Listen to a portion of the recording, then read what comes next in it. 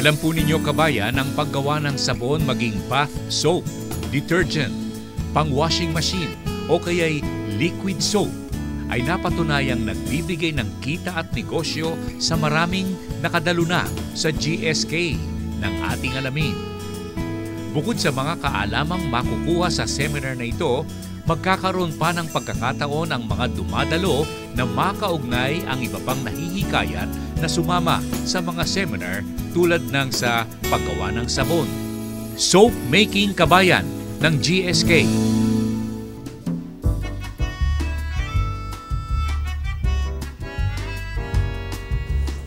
Tinitimbang natin ang caustic soda. Pagkatapos, ilalagay natin sa tubig.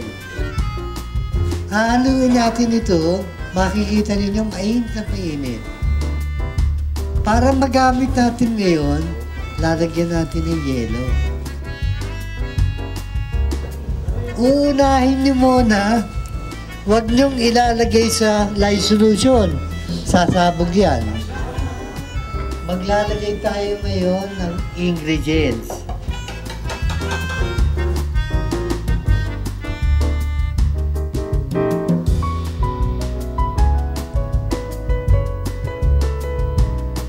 Ngayon, hahaluin natin ang hahaluin. Ito na ang finished product natin na bath soap.